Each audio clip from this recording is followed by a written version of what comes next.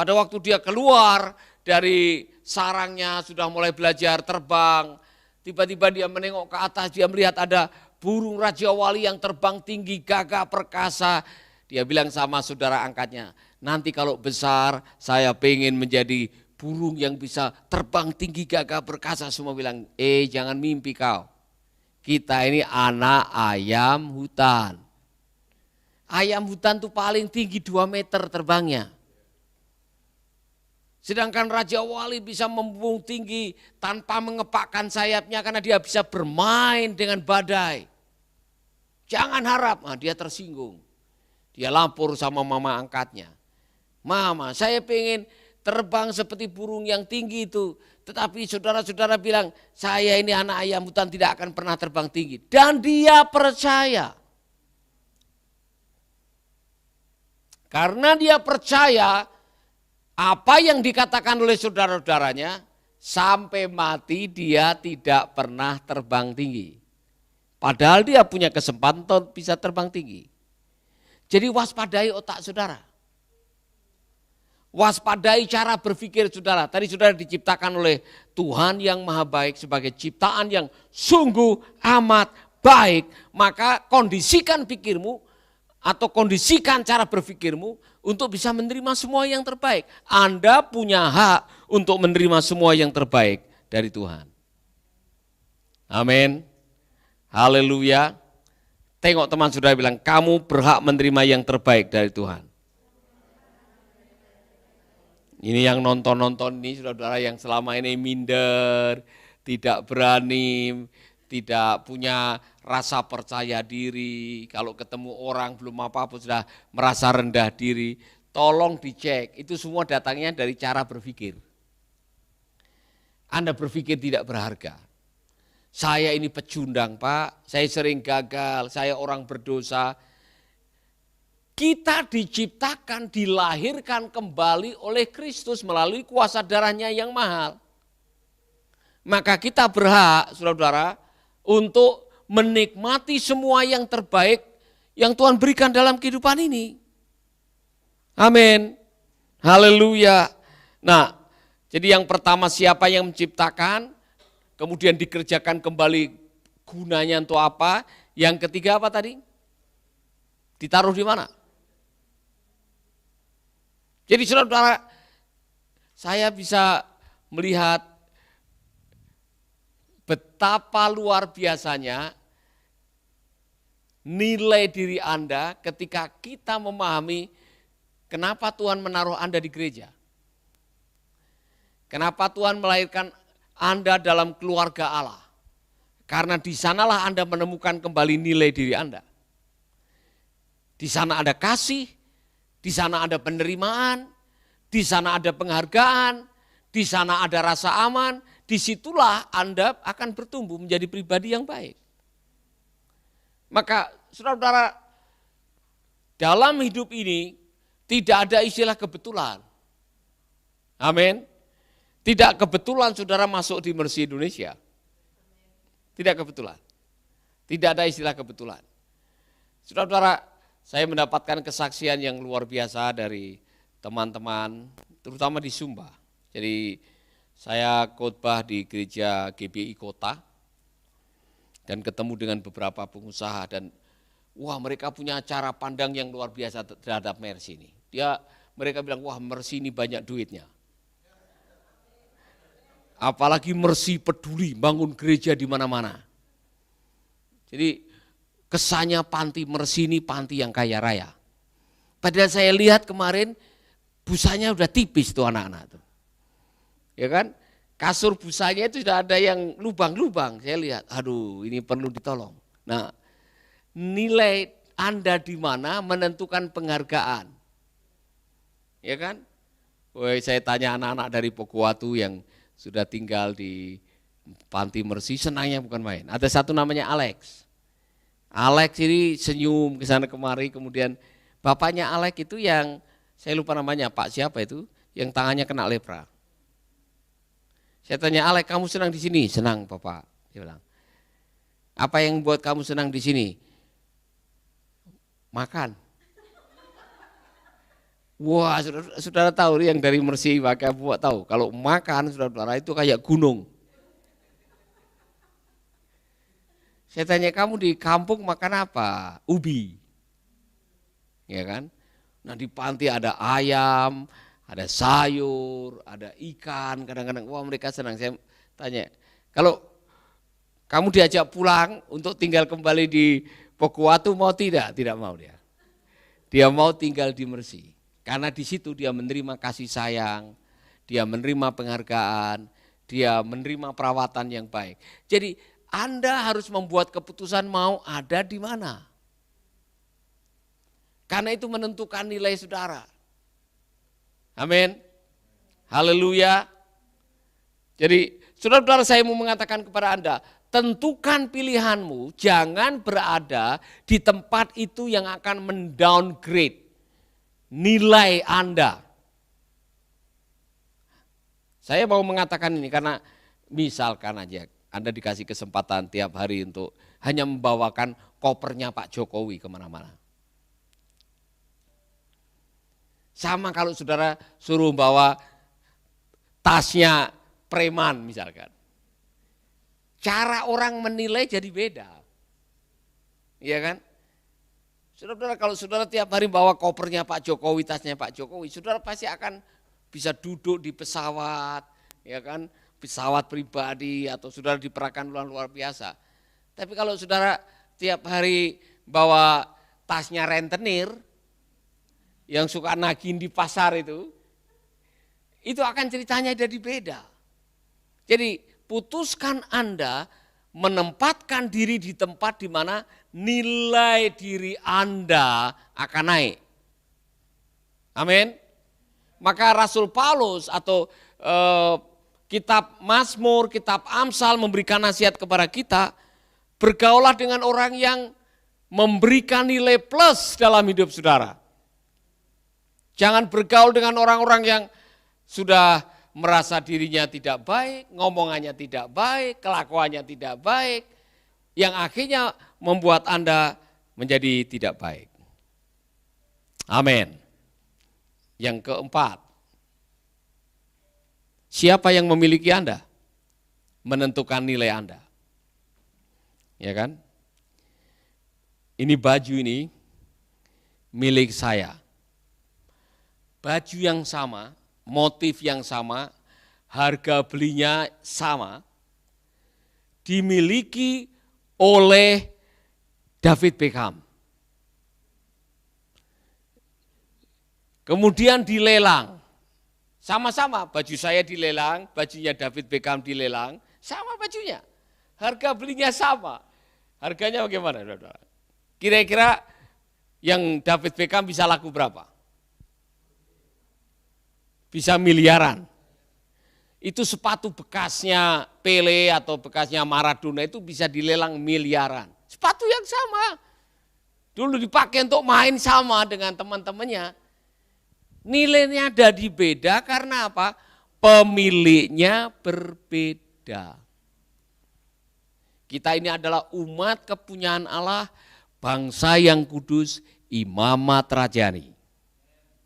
Kita orang-orang yang dimiliki oleh Allah. Maka saudara-saudara, Anda bukan orang-orang sembarangan.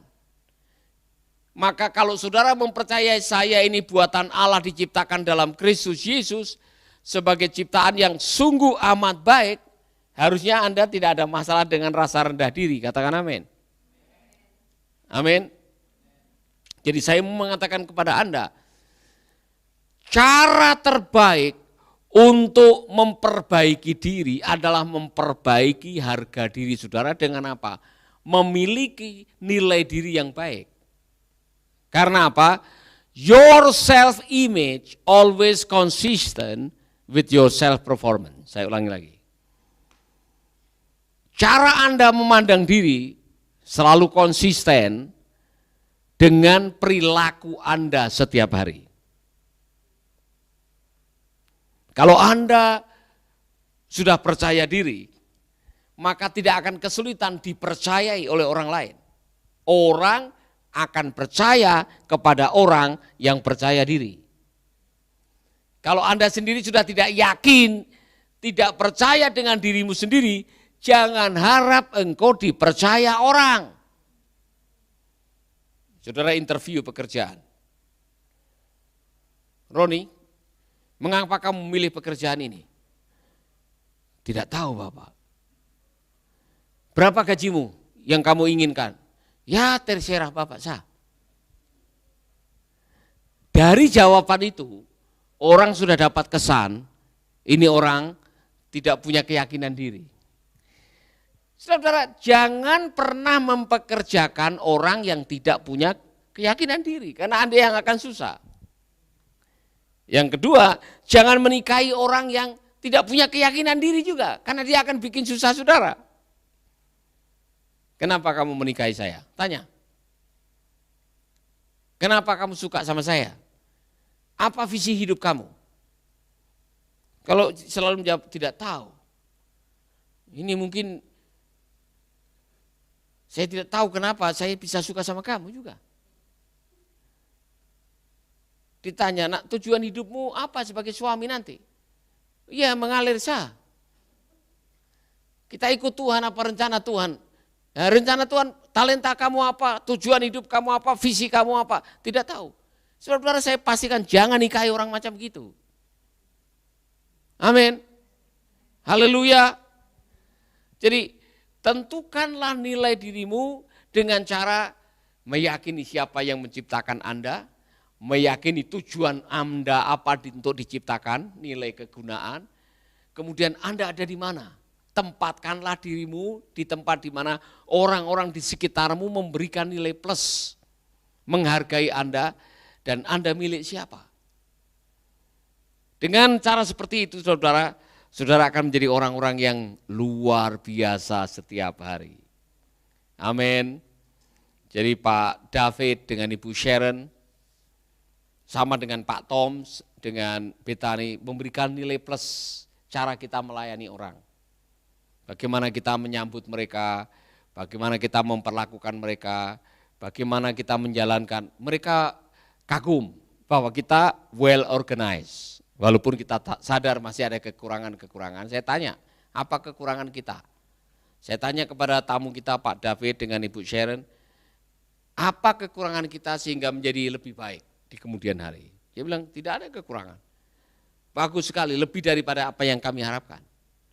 Saudara-saudara, ketika kita memperlakukan orang dengan baik, kita menjalankan semuanya dengan baik, maka orang akan omong dari mulut ke mulut dan disitulah promosi terjadi.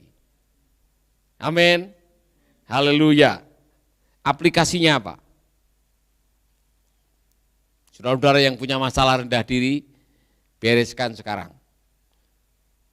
Karena sekali lagi, masa depan saudara tergantung dari bagaimana Anda memandang diri Anda.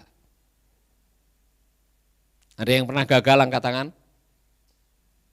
Pernah gagal? Anda tidak sendiri. Hampir semua kita gagal, karena gagal itu resepnya untuk berhasil.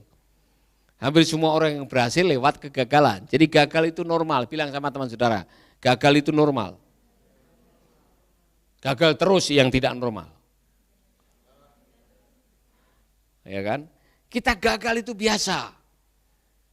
Saudara, tidak ada manusia yang sempurna yang terus menanjak prestasinya. Pasti ada area-area periode dalam hidupnya jatuh bangun itu ada. Ini kehidupan. Kita mengalaminya. Yang penting kita mau bangkit dari sana. Yang kedua, saudara-saudara yang selama ini salah bergaul, putuskan. Anda yang harus memutuskan keluar dari pergaulan yang salah. Keluar dari wilayah di mana Anda tidak bertumbuh. Kalau di sini Anda tidak bertumbuh, atau di tempat di mana Anda berada kok tidak mengalami pertumbuhan, saudara-saudara sudah waktunya mungkin memilih tempat yang baru. Amin. Dan saya mau mengatakan tidak selamanya Anda akan ada di sini. Saya juga tidak mau Anda ada di sini selamanya. Iya kan? Karena Tuhan sudah punya rencana di tempat yang lain.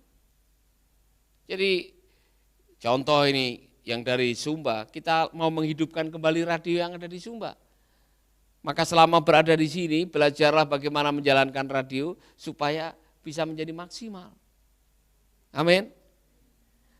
Yang dari Soe, yang dari Papua, yang dari Nias, saudara, ini kesempatan di mana Anda ada di sini untuk belajar. Karena apa?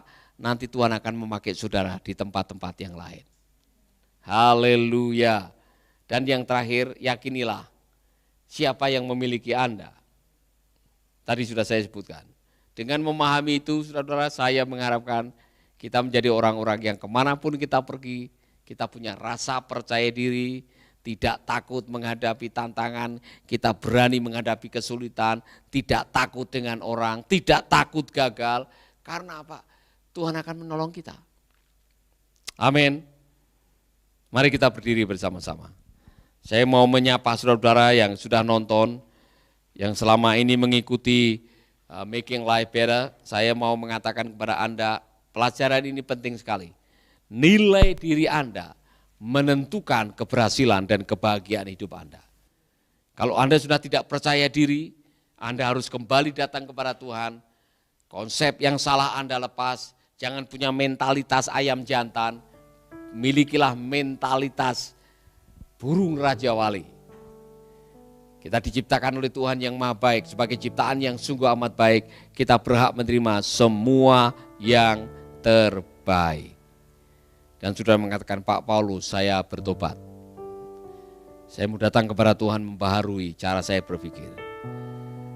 Mari kita berdoa. Tuhan, terima kasih buat kesempatan ini. Ajari kami untuk memberikan penghargaan kepada diri sendiri sebagaimana Engkau melihat diri kami. Tidak ada yang kebetulan dalam hidup ini. Kalau hari ini kami mendengarkan ini, Bapak, kami percaya Engkau sedang merenovasi cara berpikir kami. Yang salah, yang tidak benar, kebohongan yang kami simpan, apa yang pernah kami dengar dan hal itu tidak sesuai dengan kebenaran, kami tolak di dalam nama Yesus Kristus. Bapak, ajari kami untuk menjadi orang-orang yang bisa menghargai karyamu, memaksimalkan talentamu, memikirkan penyertaanmu, bekerja sesuai dengan panggilanmu. Dan kami akan menjadi orang-orang yang luar biasa. Di dalam nama Yesus kami berdoa. Amin, amin, amin. Tuhan memberkati saudara-saudara.